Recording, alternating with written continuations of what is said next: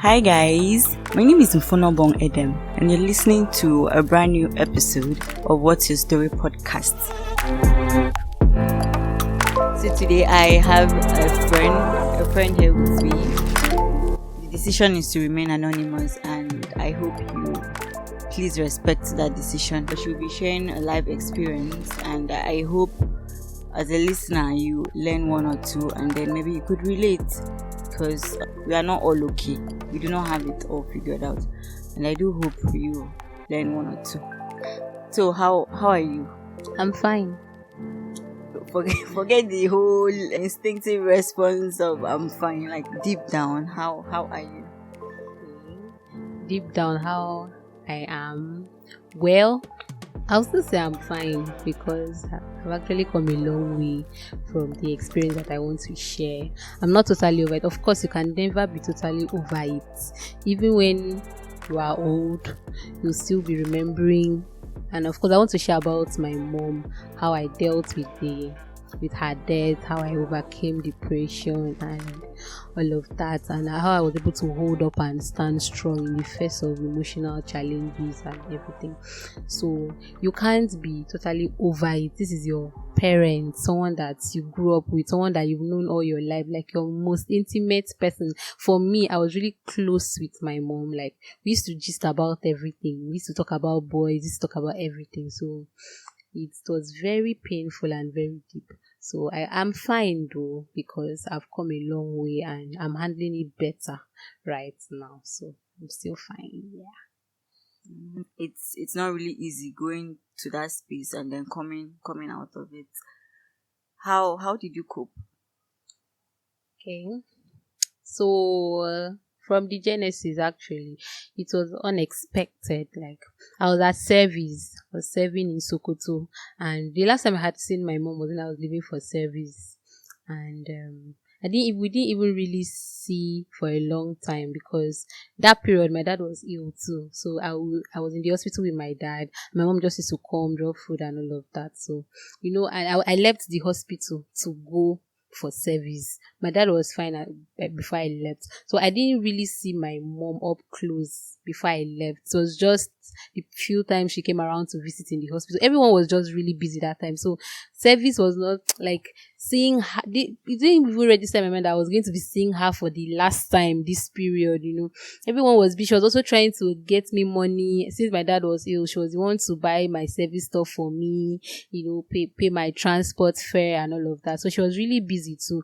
I just remember the most vivid memory I have of her right now was the day I saw my posting letter and I went to tell her. She was sweeping. I went to tell her that, oh mom, I was posted to Sokoto, and she was like, hey, you will go now, God will be with you. She was not the scared parent that would say, don't go and all of that. She just told me I will go. That's the faintest memory I have right now of her. So I left, and then she got ill early this year. I was called, and to cut the long story short, from one hospital to the other, and then she gave up. She died, and that day it was the biggest shock of my life. Like, I've never lost a loved one up close. I've lost friends, but there's never been someone in my family that I'm close to like that. Talk less of my mom. It was really deep. I cried 1,000 times. You can imagine how much I cried, because even the week before, we actually talked about one of our family friends that lost her dad. Me and her, she was telling me over the phone and all of that. So it was really surprising and it was painful. Really, I've never experienced such pain. I mean, there are different kinds of pain, heartbreak and all of that, but I've always been the kind of person that I don't allow such pain to really keep me down. But losing my mom was a lot for me. I lost interest in life. Practically, I was learning how to sew at that time, and she used to ginger me and tell me, when you come back, I'll get a sewing machine for you, so that sellers won't be eating my money again. You know how mothers can be, just trying to encourage me. And then it happened while I was still learning my sewing. I actually practically stopped learning because I felt there was no more need to do it. And now that's wrong. I should not have lost my motivation and all of that. And sewing is already very stressful. So losing the person that was even inspiring me to do it, I just stopped it. That's why I stopped the sewing and the whole thing. So it was a painful time for me. People kept telling me I was strong, but I know that I was not strong because I would smile outside. I didn't like the whole sorry, the pity party people throw for you, because not even all of them mean well for you. So I used to smile outside, but deep down I broke down a lot. It was still like a dream. I didn't believe it that I'd pick up, sometimes I'll unconsciously pick up my phone to call my mom, and then I'll remember that she's no more. It's very painful. Even looking at her account details on my phone, her phone number, it got me very emotional. It still gets me very emotional. I had to delete some of those things from my phone, and it was so painful. I started to wish that I used to do the mundane things she asked me to do for her. Sometimes she would want to, simple things that, give me your phone, let me watch. I say, Mommy, I better leave my phone, I'll carry it and leave her. Or I'm seeing a movie and she wants to come. You know how mothers can be very expressive when you're seeing a movie, and I didn't like it, so I would carry my phone and leave her. All those things came back to me, that I wish I did some silly things for her, things she would always wanted. I wish I bought her more gifts. I wish I just cared for her more.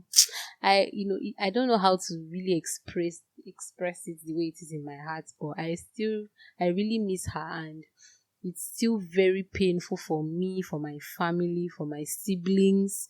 I have a junior sister, and it was really painful for her. It's painful that I didn't see her on her sick bay. It's really painful. I would feel better if I was there to care for her during her last period on earth. I would feel much more better. But then that's how it was, and then I almost went into depression. I didn't get depressed. Why? Because I had God. It was so, like, God's love for me was so palpable. Sometimes I'll wake up in the morning and I'm so hopeless, I'm feeling so down, and all I can say is, God, send me a word. Just let someone come and tell me something. And then randomly, someone will come to my room where I stayed in the Corpers Lodge and begin to just encourage me. Maybe the person just newly heard, or the person just remembered that, oh, I lost my mom, and the person will just come to my room and start encouraging me, and she wouldn't know that I just asked God for someone to come and encourage me, so that I will feel that God still loves me. Because if you are a Christian in that kind of situation, you feel so down. You feel, so God sat down in heaven and saw my mom about to die. Me that loves God, me that is serving God, me that is doing this for God, I'm working in church, I'm doing all of that. You will question God a million times. My mom was a Christian, and when I mean a Christian, she taught me how to live a godly, righteous life. So when she died, I was like, I used to feel that she was immortal. Like, of course, I know she's not immortal, but then, you know how you can't even imagine that you would lose her, because is it following God? She knew what she was supposed to do as a Christian. She was loving people in my church, in my local church at home. Everyone knows her because she was just so nice to everybody. Newly married young women that come to that just come to our community for the first time, she would welcome them, she would help them, she would cook for them, she would take care of their children. She was blessed, so she was a blessing to other people. So I couldn't believe that. I mean, she sang in church till she died, right from when she was young, and she died at 63. She never stopped being in the choir, you can imagine.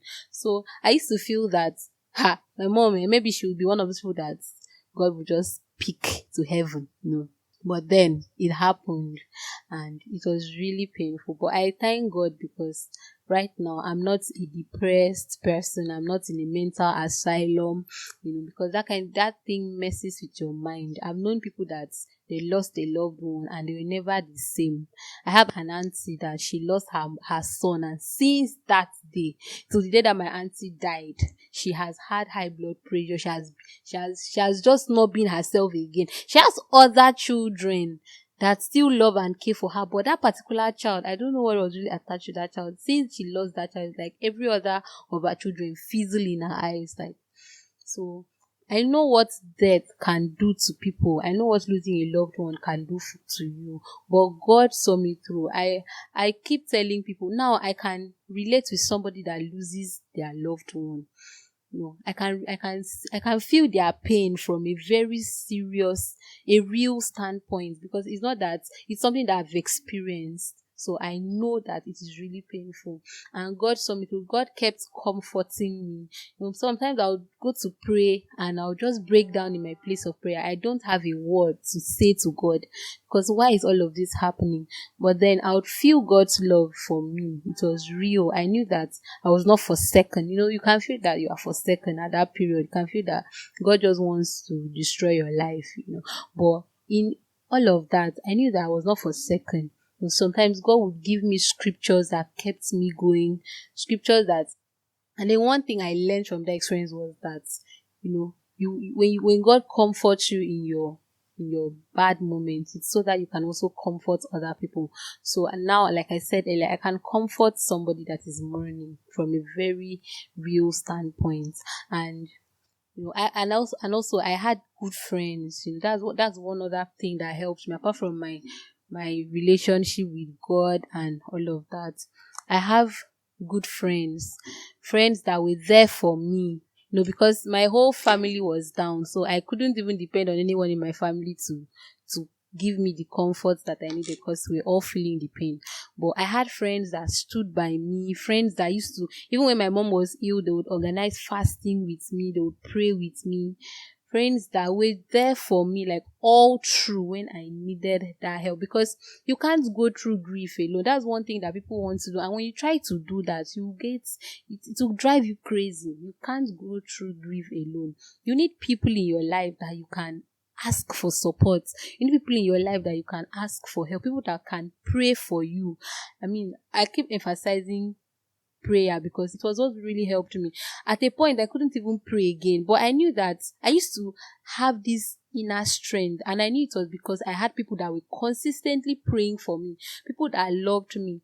So if you are going through stuff, it could be anything. It does not even necessarily have to be the death of a loved one. But I know that death of a loved one is one of the most devastating things anybody can experience.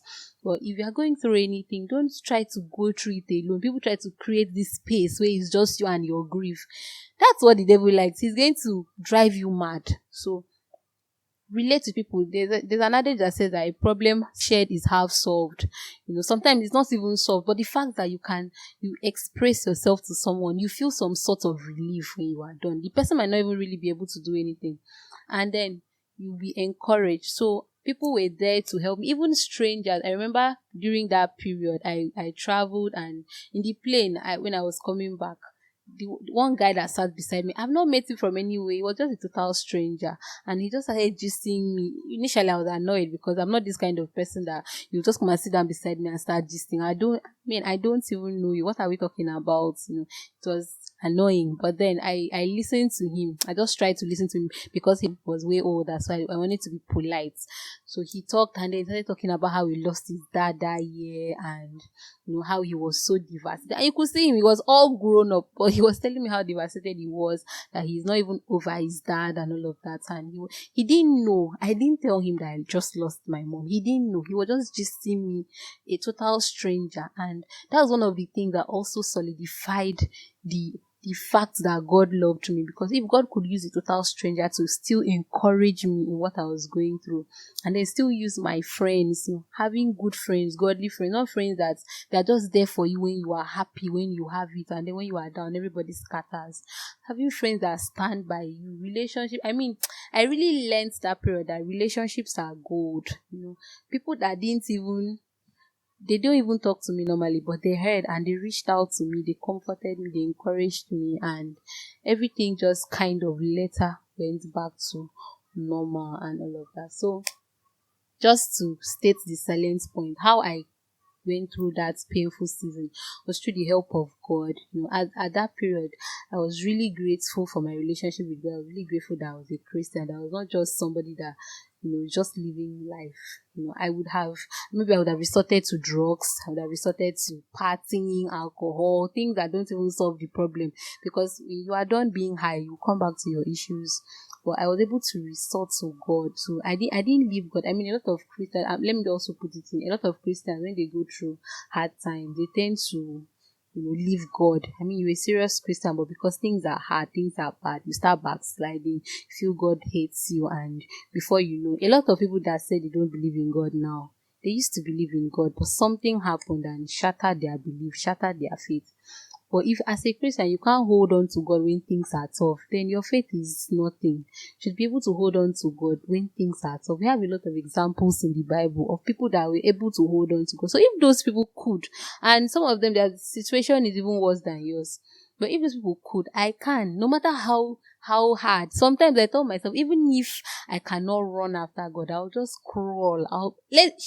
I'm sure not leaving him. Like, I'm sure not going to turn back and say, okay, let me go and start behaving and doing anyhow now because my mom has died. That's stupid. You're not the first person that your mother has died. You're not the first person that your father has died. Now that's hard, but it's the truth. It is the truth. You can go out of whatever situation you are. You can be fine again. I mean, like I said, I lost interest in life.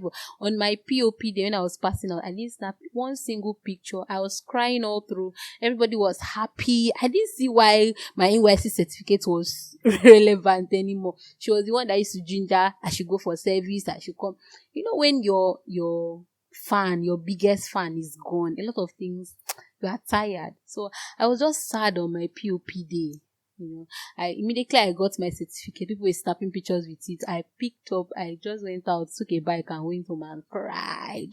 And then my friends, they realized that I was not at the venue anymore. But they calling me, I switched off my phone. I just wanted to be sad because I was there to be happy about. But then that day, I also learned that even if my mom is not there to celebrate my wins anymore, but I know that there are people that are going to be happy for me when I win. So I'm not going to deprive them of that opportunity to celebrate my wins with me. Yes, that's one thing I learned that day, because one of my cousins called me and he was like, send me your POP picture. And I said, I didn't snap anything. I begged, is it because of because mom is not around, so you decided that no other person is worth having your picture, no other person should celebrate with you. He spoke to me that of course mom is not here again, she's watching you from above, number one, and number two, other people in your life are also, they should also say they want to celebrate with you. So don't act like everybody hates you or nobody cares for you anymore because except your mom. So that's one thing I learned that day, that they're all, I'm not going to deprive any other people that love me reasons to celebrate with me. I promised myself that on any other big day that I have, I'm going to be happy. Even on my wedding day, my marriage day, my mom is not going to be there, but I'm going to be happy. I'm not going to allow the devil to steal my joy, because I know that every big day that I have, devil will come to tell me that, see, your biggest fan is not here, so this thing is useless. I don't know if anybody has experienced it that way before, but that was also an experience I had. But I'm going to look the devil in the face. I'm going to tell him that other people are there to celebrate with me. I have friends that love me and they want to see me win. So when I win, I'm going to give them that opportunity to celebrate it. I'm not going to sulk because my mom is not there to see my big win. So that's another angle to it. And I thank God for the experience. I mean, I need the experience to grow. Now I've grown into responsibilities that I didn't know I could do.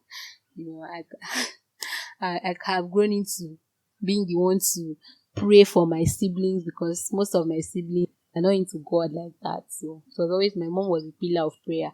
So I've grown into being the person that prays for my siblings. I've grown into being the one that thinks about them like a mother, the one that calls them. Most times they don't even call, but I stand in the gap and I call them. I've grown to being the ones that does a lot of things. I'm the one in the house now. Nobody's in the house with my dad.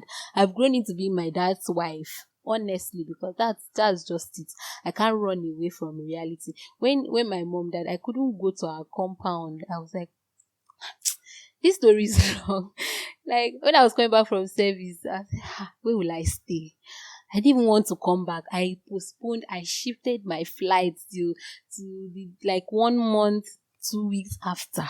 My dad was calling me, come back, because of course the man too is feeling lonely. But I was wondering, home is no more home. Am I going to go home? I'm not going to see my mom, all of that. Who is going to cook? If she was around now that I'm coming back, she'll cook something nice for me, all of that. But home was not going to be home anymore. I kept telling my friend that, how am I going to go home? Home is no more home. But now I had to make home. Of course, I had to take care of my dad. So I'm going to cook. I'm going to keep the house. Entering her room, seeing her clothes, everything. The emotions was just emotions just rushed at me. I didn't want to even be. In fact, I left the house 3 weeks after. Somehow, God has still carried me back to the house again. So, so I had to make home. I just had to accept that this is my home. You have to stay here. So I just grew into a lot of responsibilities after she left, and I'm happy for the experience. One of my friends told me that she's watching me. Of course, I know that she's watching me. So, and I'm happy that she was a Christian, a good Christian. I can vouch 85-90% that she's in heaven, because she died a Christian. She loved God. She worked for God all her life. Her burial day was glorious. Everything was in perfect, in the exact place it should be. And it still feels like a dream to me. Even right now, as I'm saying it, it's like I'm saying something from a book I read. It doesn't still feel real. The pain comes and goes and comes, and sometimes you just sit down and you need urgent 2K, and your urgent 2K plug is gone, so it comes at you and all of that. Sometimes you see people snapping pictures with their moms, and if my own mom was here now, I'd be happy Mother's Day, all of that stuff. But then everything works together for good for those who love God. That's just the truth. And God has really helped me. I thank God for the opportunity to share this story, because I've always looked for an opportunity to share how I came out of that stuff. I wanted God to just bring people that are grieving my way, so I can talk to them. And if you are a Christian and you are going through a lot of trials, you're going through painful experiences, please don't abandon God. I mean, if you leave God, I don't know where you're going to get your succor and your help from. Help is only from God. That is just the truth. If you want to run to drugs will hire you and to leave, and then you go back to your issues. So hold God. God does not hate you. Bad things happen to good people. That's just the truth. But you don't have to be a bad person to experience bad stuff. Bad things happen to good people, and good things happen to bad people too. So when you see that person you term bad, and the person is enjoying and flexing, and things are smooth in their family and all of that, doesn't mean that God hates you and loves them. God still loves them, and the Bible says that the sun shines on both the good and the evil. So whichever part comes to you, whether good or evil, at whatever season in your life, you have to stand strong. You have to come out of it. Build godly relationships, that will help you, that will stand by you. Good friends, valuable friends, and you too, be a good friend, be a valuable friend to someone. And During grief, there are stages, denial being the first stage. Do you go through the denial stage? well, I really don't think I went through the denial stage. Maybe because personally, I'm somebody that I like to face things head on. I don't, if something is happening, I tell myself the truth. It has happened, but just that the first day, I felt like it's not real. Like I said, even now, I'm still feeling like it's not real, but it's real. So I didn't really go through the denial stage in this particular experience now. I just knew that, okay, she was gone, and so what's next? Like that. When you got the call that she passed away, can you take us to that day, the emotions you felt? Okay. That day was a Sunday, actually, and I was in church. So I got the call. I knew I knew that that time she was ill, so I used to have a lot of calls from my siblings. Normally, I don't speak calls in church, but that Sunday I knew that a lot of things were happening. They had told me that they moved her from the hospital, that she was in a coma. So I was really expecting a lot of calls that day. So I went out. They called me while inside church. I went out. I picked the call, and then my sister told me that she was gone and all of that. And I just sat down on my bed and I started lamenting, that how was I going to do, like, why, just, I was shocked, that was the first reaction. I was just shocked because I didn't expect it. I was praying, that's why I said, you need to hold up. I was praying. I was very positive that she was going to be fine. I was confessing to God the things that she has done for the kingdom of God. I was praying the Hezekiah prayer for her. I used to stay up at night. I was fasting. I was so positive. Like I had a lot of faith. Let me not say positive now. I had a lot of faith that she was going to be fine. So that news coming to me, my first reaction was I was shocked. I felt so God has failed me, that kind of thing. And then the cry.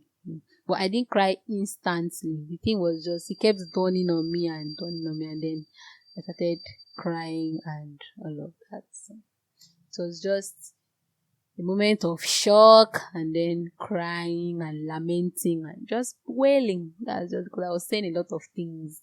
If at that moment I am very sure I said something like, God has failed me, why would God do this to me? Asking God a lot of questions that day. So that's just how it happened that day.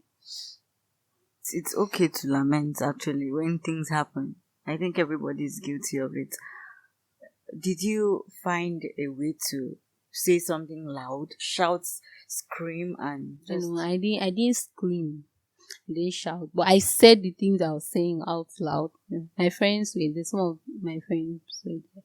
So I said the things loud. But I didn't scream, I didn't shout. I'm not really the shout kind of person. okay? But how did you break the news to your close friends that prayed for you? It was a collective thing you were doing with your friends. So how did you feel when you had to tell them, oh, mom is gone? There's no need having faith again. How did you feel telling them that? Okay, so first of all, at that period, we were just really two of my friends that we stayed in the Coppers Lodge. I met them during service, and somehow we just had a very tight bond, and we stayed in the Coppers Lodge together. So when she was ill, it was just the both of them that knew, because I don't like to tell people stuff a lot about myself like that. Like, I really select people that I tell very important questions. So even when my mom died and I did the burial, I didn't invite people. I invited, we're not up to 10. Think maybe just 5 or 6 people that I invited to the burial, because I like to be personal like that, and like I said earlier, I don't like the pity party, so that's why. So just two of my friends were there with me, and they were the ones really praying with me. Even when my faith failed, they would always pray with me. So the one was female and one was male. So the one that was male, he was in church too. So because all of us we attend the same chapel, but I just sent him a message, that it was not immediately though, but after some time, start crying. I just sent him a message that mom is gone. And then the other one, the female, she was already with me. She was not with me. I went out to receive the call, and then I came to my room. Then somebody was in my room. One random person was in my room. So she saw me crying, and she just asked what happened, and I told her. She was just the only one there now, so I told her. So she went and called my friend. Making my friend came into the room and saw me crying. She just knew. I didn't even need to tell her stuff. That's how I broke it to those my friends.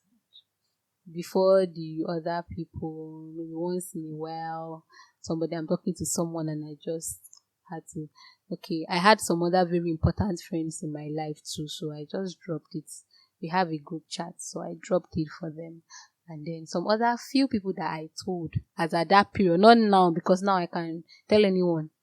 People ask me randomly, say, where is your mom? And I just told them my mom has passed on. So some other very important friends that I just told them over the phone. Sometimes I'll tell them with a rush of emotions. Some I'll just tell them, without crying much. It's not every time you're going to cry actually. Yes. So that's how I broke it to them. When you went back, like coming back from service, going back to the house, apart from the realization that you have to be the mommy of the house now, how did it feel entering her room, seeing she's no longer there, but her pictures are in the room, even in the sitting room, maybe her pictures are there. Like the change that, oh, let's remove her things, it won't happen all of a sudden. So like, how did you cope with turning around every sign that mommy was here, mommy was once here?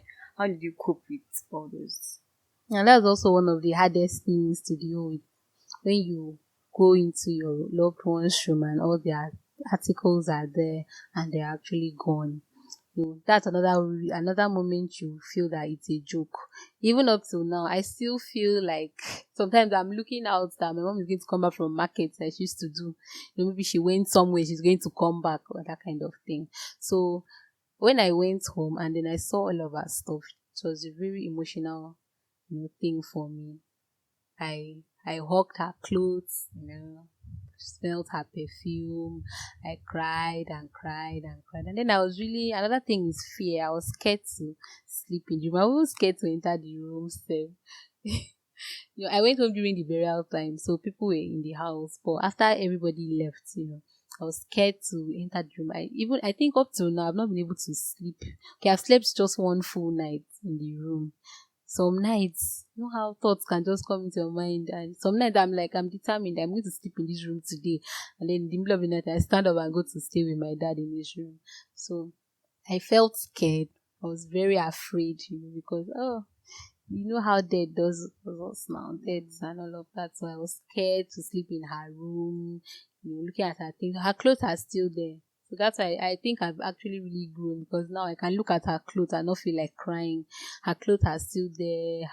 We've not given out all of her things. We've given out some of her clothes, but because if she were to be alive, I'm very sure she would want us to give out her things people that don't have. That's how my mom has always been. But we've not given out all of her stuff. So some of her things are still there. Her room still feels like her room, because her pictures are there, her clothes are there, her shoes are there, her bags, everything is still there. Except the few things that we've carried out and all of that. So I still feel emotional about it. I still feel a little scared to sleep in the room now, even up till now. All of that. So that's how I felt entering her room, and even in the sitting room, seeing her pictures. At first you really be emotional when you see, but then you keep seeing it every day, you keep waking up. It's just a reminder that she was here.